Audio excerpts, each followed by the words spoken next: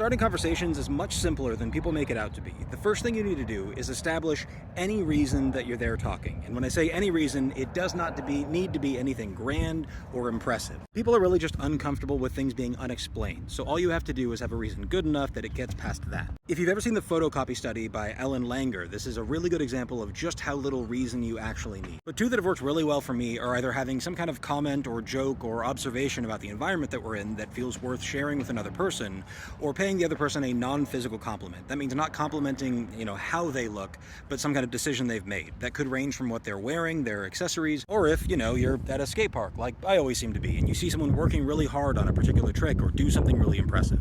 These are easy conversation starters and have an obvious reason for why you're there. Now, often this will start a conversation on its own, and you won't have to do much work from there. But if it doesn't, or when that topic starts to dry up, you just ask any safe, reasonable, small talk type question that comes to mind. Now, I know this sounds boring, but you've already bought yourself conversational equity by starting the conversation and starting it reasonably well.